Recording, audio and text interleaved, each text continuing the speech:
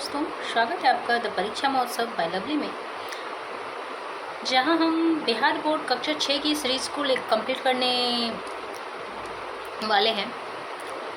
और आज की इस सीरीज़ में मैं लेकर आई हूं कक्षा 6 के विज्ञान के पुस्तक को, जिसमें आज का अध्याय है अध्याय 5 और शीर्षक क्या है, पृथक्करण। क्या है?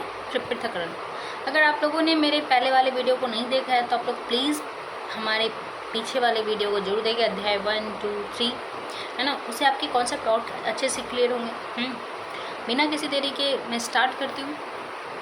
आपने देखा होगा कि माँ भात दाल बनाने से पहले चावल या दाल को थाली में लेकर उसमें मौजूद कंकड़ या अन्य पदार्थों को छोटे छोटे कणों में चुनकर अलग करती है। अब हालांकि अब तो ये सब नहीं मिलता है ना, अब तो पृथक किए हुए चावल हमारे घर में आते हैं। लेकिन हाँ, पहले वाले लोग अभी भी गाँव में हो गया ना, तो ये सब पृथक्करण वाले, जैसे गांव की माताजी लोग ना, चावल से दाल से कंकड़ चुनने वाली प्रक्रिया अभी भी करती हैं। लेकिन आपको शहर में ये सब नहीं दिया। शहर में क्या हो, तो मार्केट से जाओ और शॉप से एकदम साफ़ सुथरे चावल और दाल लेके आ जाओ, है ना, और बनाओ फटाफट। क्योंकि शहरी लोगों के पास तो टाइम होता नहीं है उतना चुनने, ऑफिस वर्क ये सब, है ना। तो क्या वस्तुओं में विभिन्न प्रकार के मिले पदार्थों को अलग करना आवश्यक है। किसी पदार्थ का उपयोग करने से पहले उनमें मिले हानिकारक तथा अनुपयोगी पदार्थों को अलग करना आवश्यक है। कभी 2 या 2 से अधिक उपयोगी पदार्थ भी एक साथ मिले रहते हैं, जिन्हें उपयोग से पहले अलग अलग करना आवश्यक हो जाता है। जैसे गेहूं के साथ चना एवं अन्य उपयोगी पदार्थों को मिला रहना। क्या आप बता सकते हैं कि इस प्रकार के मिश्रण से पदार्थों को कैसे अलग किया जा सकता है ना। पदार्थों को अलग करने में कौन कौन से तरीके अपनाए जा सकते हैं। कुछ तरीके जिनके नाम आप भी जानते हैं, तालिका 5.1 में लिखिए। इन तरीकों को आप किस प्रकार के मिश्रित पदार्थों को अलग अलग करने में काम लेते हैं, यह भी लिखिए। जैसे चुनना हो गया, चावल और कंकड़ से चुनते हैं। अब लिक्विड वाले चीज़ों को छानना होता है ना।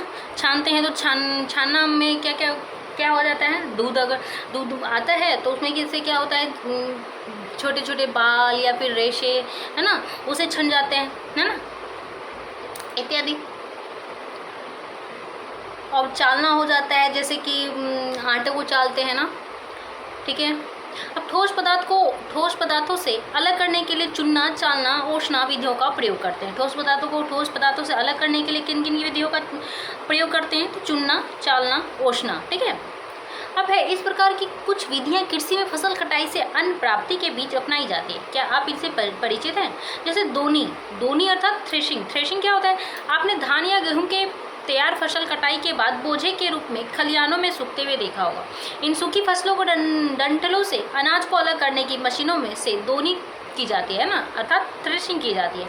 दोनी के कुछ पुराने तरीके भी प्रचलित है, जैसे फसल की डंठलों पर बेलों को चलाकर, है ना, अलग करना। कुछ डंठलों को मुट्ठी कंडे बनाकर सतह पर पटकना तथा या डंडे की सहायता से पीटना, है ना।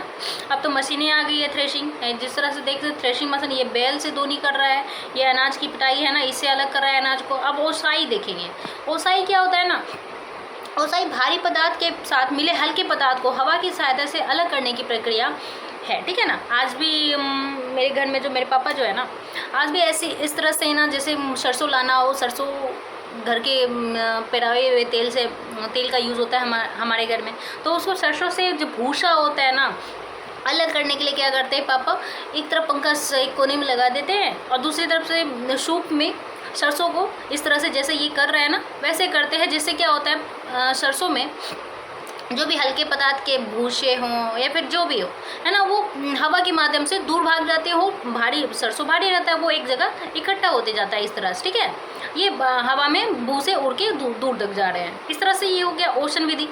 अपने खलिहानों में दोने के उपरांत अनाज से भूसे को अलग करने के लिए हवा की दिशा को ध्यान रखते हुए किसान की ओसाई करते देखा होगा, है ना। और नेचुरल में अगर पंखा नहीं है तो पहले किसान लोग क्या करते हैं, हवा जिस दिशा में रहती है उस दिशा में ओसते हैं, उसके अनुसार। अब चालना या चुनना हाथ से। इसी प्रकार आप फसल से अन्न प्राप्त करने के क्रम में चालना या हाथ से चुनना अलग करने की विधियों का भी प्रयोग करते हैं। जैसे गेहूं एवं सरसों को चालकर अलग करते हैं, आपने देखा होगा, है ना, आपने देखा होगा। गेहूं अथवा धान की दोनी और ओसाई के बाद यदि उसमें मिट्टी, कंकड़, डंडी, भूसी आदि रह जाए तो इसे चालन की विधि से अलग करते हैं, ठीक है। आप देख रहे हैं इस तरह से पहले मैंने भी चुना है ना, थाली में मम्मी क्या बोलती लो इसे चावल को चुन के अलग करो, तब तक मैं दूसरा काम कर लेती हूँ। ये हुआ चालना, आटे को चालना, है ना। अब पदार्थों के कुछ ऐसे मिश्रण भी होते हैं जिनका पृथक्करण सरलता से नहीं किया जा सकता। आइए इन अन्य उदाहरण देखें। बालू से जैसे नमक अलग करना। यदि नमक में बालू मिल गया हो तो क्या आप नमक से बालू अलग कर सकते हैं? अलग अलग करने के लिए हमें इनके गुणों का फ़ायदा उठाना होगा। आइए समझने की कोशिश करते हैं। यदि रेत और नमक को पानी में डालें तो क्या दोनों घुल जाएंगे? कौन घुलेगा और कौन नहीं? जो पानी में घुल जाता है उसे घुलनशील कहते हैं, जो नहीं घुलता अघुलनशील पदार्थ है। यहाँ पानी के लिए नमक घुलनशील है तथा बालू अघुलनशील। घुलनशील पदार्थ को अघुलनशील पदार्थ से छान कर अलग कर लेते हैं। फिर वाष्पन के द्वारा जो है पानी से नमक को अलग कर लेते हैं, है ना। नमक तो पानी में घुल जाता है, इसे बालू कण के नीचे बैठ जाता है, तो पानी में घुल जाएगा, तो पानी में उसे छान कर अलग कर लेंगे, है ना। उसको वाष्पन की सब सारा नमक जो है बैठ जाएगा, है ना। अब पानी जो है भाप बनकर उड़ जाएगा। अब क्रियाकलाप 2 से देखेंगे कि एक गिलास तालाब या नदी का जल लें, इसे आधे घंटे के लिए छोड़ दें। जल का सावधानी पूर्वक अवलोकन करें। क्या गिलास की तली में कुछ ठोस पदार्थ दिखाई देते हैं? ऐसा क्यों हुआ? जल में अघुलनशील एवं जल से भारी कण पैंदे में जमा हो जाते हैं। पदार्थ को इस तरह जमने या बैठने की क्रिया को थिराना कहते हैं। अब गिलास को धीरे धीरे थोड़ा तिरछा करके जल को दूसरे गिलास में डालिए। थिराने के बाद जमे हुए पदार्थ से जल को एक या अन्य द्रव को अलग करना, है ना। इसे निथाड़ना कहते हैं। ये हो गया, ये निथाड़ना हुआ, ये थिराना हुआ। अब यदि दूसरे गिलास का जल अभी भी साफ नहीं है तो दिखाई दे तो इन्हें फिल्टर पेपर द्वारा छान सकते हैं। फिल्टर पेपर एक ऐसा कागज होता है जिनसे अत्यंत छोटे छिद्र होते हैं और छोटे छोटे ठोस कण पार नहीं हो पाते हैं और फिल्टर पेपर पर टंगे रह जाते हैं। फिल्टर पेपर के उपयोग को चित्र 5.5 में दर्शाया गया है। अब ये देखिए फिल्टर पेपर है ना, इसे मोड़ना, है ना, इसे अच्छे से आप एक त्रिकोण बना के इसे बना लेना जाली छन्नी के जैसा, है ना। फिल्टर पेपर के उपयोग से अब देखिए पानी साफ हो जाएगा। अब हम लोग जो नमक खाते हैं वह किस प्रकार से प्राप्त होता है? क्या कभी आपने सोचा है नमक कहाँ से आता है? समुद्र के जल में लवणों की अधिक मात्रा घुली रहती है। इन्हीं लवणों में साधारण नमक पाया जाता है, ठीक है। जिस नमक का प्रयोग हम करते हैं वो साधारण नमक ही होते हैं। समुद्र के जल को बड़े बड़े गड्ढों या क्यारियों में भरकर छोड़ देते हैं और सूर्य के प्रकाश से जल गर्म होकर जो है ना वाष्पित हो जाता है और ठोस लवण जो है नीचे बच जाता है। इसके बाद लवणों को शोधन करके साधारण नमक प्राप्त कर लिया जाता है। क्रियाकलाप 3 में देखेंगे कि समुद्र जल के अलावा और भी किन्हीं अन्य स्रोतों से नमक प्राप्त किए जाते हैं। तो बताइए, किसी डेयरी में जाइए और मक्खन को दूध से अलग करने की विधियों का जो है पता लगाइए कि किस प्रकार मक्खन निकाला जाता है। पदार्थों के द्रव्य मिश्रण के अवयव की पहचान करना। पदार्थों को अलग अलग पहचानने के इस तरीके का नाम आपने शायद ही कभी सुना हो, मगर क्रोमेटोग्राफी का तरीका जो है बहुत मज़ेदार है। इसके बारे में कुछ कहने सुनने की ज़रूरत नहीं है, बस इसे करके देखें, मज़ा आ जाएगा। चौक से क्रोमेटोग्राफी। एक चौक के मोटे सिरे से 1 सेंटीमीटर छोड़कर काली स्याही का एक छल्ला सा बनाना है। इसके लिए माचिस की तीली या रिफिल की नोक को स्याही में डुबोकर चित्र 5.7 अनुसार चौक पर छुआएं, ठीक है। जैसे देखिए इस तरह से छुआ रहा है। अब चौक की गोलाई के चारों तरफ छुआकर छल्ला बना लें। अब एक दस्तरी या किसी डब्बे को ढक्कन में थोड़ा पानी डालें और ध्यान रखें पानी आधा सेंटीमीटर से ज़्यादा ना हो। चौक को इस पानी में सीधा खड़ा कर दें और चौक पर लगी स्याही पानी में नहीं डूबनी चाहिए। अब इंतजार करें कि और देखें कि चौक की सफ़ेदी पर क्या गुल खिलने लगे। क्या पानी चौक पर चढ़ रहा है और क्या क्या हो रहा है? देखिए 5.7 पानी के चौक के ऊपर छोर तक पहुँचने से पहले ही चौक को पानी से हटा दें, ठीक है, हटा लें। चौक पर नीचे से ऊपर तक कौन कौन से रंग दिख रहे हैं। अपनी कॉपी में चित्र बनाकर दिखाइए और ये रंग कहाँ गए, ठीक है। अब छन्ना कागज़ से क्रोमेटोग्राफी। जिस छन्ना कागज़ से हमने छानने का काम किया है उसे क्रोमेटोग्राफी भी हो सकती है ना। आइए करके देखते हैं। एक बीकर और रिफिल लें। बीकर में लगभग 1 सेंटीमीटर ऊंचाई तक पानी भर लें। अब छन्ना कागज़ की लगभग 4 सेंटीमीटर चौड़ी व 12 सेंटीमीटर लंबी एक पट्टी काट लें। इसके एक सिरे पर करीब 2 सेंटीमीटर छोड़कर आलपिन की नोक से काली स्याही की एक छोटी सी बूंद लगा दें। अब कागज़ के दूसरे सिरे को मोड़कर रिफिल पर टिकाकर बीकर में लटका दे। कागज़ का वह सिरा जिस पर स्याही की बूंद लगी है पानी में डूब जाना चाहिए, मगर ध्यान रखें कि स्याही की बूंद पानी में ना डूबे। कागज़ की पट्टी बीकर से छूनी भी नहीं चाहिए, ठीक है। ये रहा कागज़। अब धीरे धीरे अब देखेंगे धीरे धीरे पानी जो है ना कागज़ के ऊपर तक आ गया। अब एक बार फिर जरा इंतजार कर लीजिए, जब पानी का छन्ना कागज की पट्टी पर चढ़ता हुआ रिफिल तक पहुंचने लगे तो पट्टी को निकाल कर सुखा लें। पट्टी पर कितने रंग हैं और कौन कौन से रंग हैं कि नीचे ऊपर तक किस क्रम में अपनी कॉपी पर चित्र बनाकर दिखाइए। क्या यह स्याही में विभिन्न रंग के रसायन मिले हुए हैं? अब एक और मज़ेदार प्रयोग करेंगे। कितने मज़े की बात है कि स्याही का रंग तो एक ही दिखता है, पर उसमें कितने रंग छिपे हैं। अब ये स्याही की सच्चाई तो पता लग गई है। क्या स्याही में छिपे अन्य रंगों को देखने की इच्छा नहीं है तो देर कैसी? क्रोमेटोग्राफी से पता कर ले कि अलग अलग रंग की स्याही में कौन कौन से रंग मिले हैं। अब यदि इन रंगों को अलग अलग प्राप्त करना चाहे तो चौक के अलग अलग रंग वाले टुकड़े तोड़ लें। इन टुकड़ों को अलग अलग परख नली में डाल देंगे और ऊपर से थोड़ा पानी डाल देंगे। अलग अलग रंग अलग अलग परख नलियों में आ जाएंगे। चाहे तो करके देख लीजिए। क्या सभी कंपनियों में की काली स्याही एक जैसे रंगों से बनी होती है? क्या अलग अलग कंपनी की काली स्याही में एक जैसे रंग मिले होते हैं या अलग अलग रंग होते हैं? कई कंपनियों की काली स्याही लेकर क्रोमेटोग्राफी से उनकी तुलना तो करके देखिए। क्रोमेटोग्राफी अलग अलग पदार्थों के पहचानने की एक बहुत उपयोगी विधि है। पहली बात तो यह है कि इस तरीके का उपयोग तब भी किया जा सकता है जब मिश्रण बहुत कम मात्रा में हो। जैसे स्याही के रंगों को अलग अलग पहचानने के लिए आपकी बस एक बूंद स्याही लगी हो। अब पौधे से दवाई अलग करना। इस विधि का उपयोग करके पेड़ पौधे में पाई जाने वाली दवाइयाँ को अलग अलग कर सकते हैं। जैसे तुलसी, नीम, चिरैता आदि ऐसे कई पेड़ पौधे हैं जिनमें दवाइयाँ होती हैं। पहले इनका काढ़ा बना लेते हैं, फिर इस पे उस काढ़े की क्रोमेटोग्राफी करते हैं। क्रोमेटोग्राफी करने से काढ़े में उपस्थित पदार्थ अलग अलग चिन्ह देते हैं। कई और भी उपयोग होते हैं क्रोमेटोग्राफी के।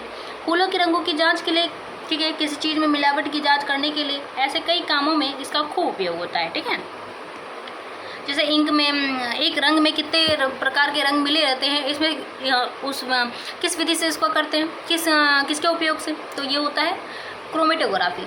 पदार्थों को अलग करना हमारे रोज के जीवन में भी जरूरी है। विज्ञान के काम में भी इस अध्याय में आपने पदार्थों को अलग करने की कुछ विधियाँ सीखी है। पदार्थ या मिश्रण के गुणधर्मों के आधार पर ही पृथक्करण की अलग अलग विधियाँ अपनाई जाती है। ठीक है, अब आइए नए शब्द देखते हैं। जैसे वाष्पन। वाष्पन क्या होता है? इवोपोरेशन। पृथक्करण का सेपरेशन होता है। क्रोमेटोग्राफी होता है छन्ना पद, फिल्टर पेपर। थ्रेशिंग ही होता है। हमने क्या क्या सीखा? चुनना, चालना, छानना। पदार्थों के मिश्रण से पदार्थों को अलग करने की विधियाँ हैं। अनाज के भूसों को ओषणा विधि से अलग कर अनाज के दाने प्राप्त किए जाते हैं। अब अभ्यास प्रश्न को देखेंगे। वे पदार्थ जो पानी या अन्य तरल पदार्थों में घुल जाते हैं उन्हें क्या कहा जाता है? घुलनशील। जो नहीं घुलते हैं उन्हें अघुलनशील कहा जाता है। पदार्थों को अलग करने की प्रक्रिया क्या कहलाती है? वाष्पीकरण, चुनना, छानना, है ना, इनमें से सभी हो जाएगा। वाष्पीकरण से देखिए नमक को अलग किया, नमक और रेत को अलग किया जाता है। अब हो जाएगा, मतलब पानी से नमक को अलग कर दिया जाता है ना, चुनना हो जाएगा। अब गौ नंबर देखते हैं। जल में अघुलनशील एवं जल से भारी कण बर्तन के पैंदे में जम जाने की क्रिया कहलाती क्या है? निथारना। ठीक है, ये क्या होता है?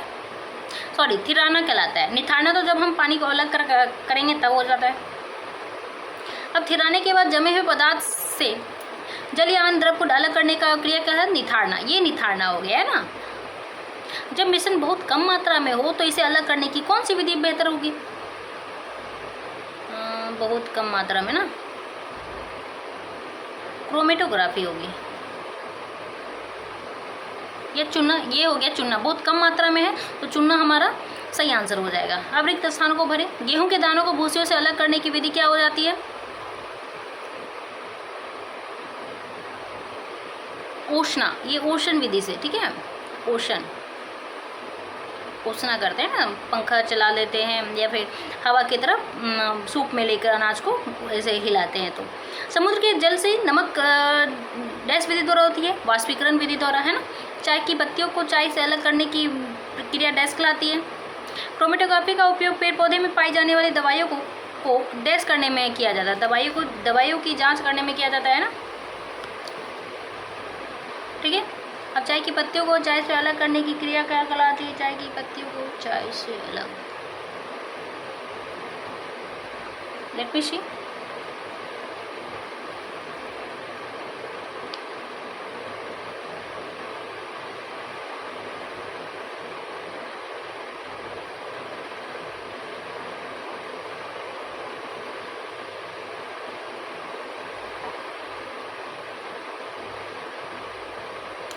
क्रोमेटोग्राफी, है ना, यहाँ हो जाएगा क्रोमेटोग्राफी। और ये हो गया दवाइयों, क्रोमेटोग्राफी का उपयोग पेड़ पौधों में पाई जाने वाली दवाइयों को डैश करने में किया जाता है, अलग करने में किया जाता है। ठीक है, यहाँ पे रहा अलग करने, दवाइयों को अलग करने में, है ना, अलग अलग कर सकते हैं। ठीक है, यहाँ पे हमारा ये अध्याय समाप्त होता है। फिर मिलेंगे अगले अध्याय में। धन्यवाद।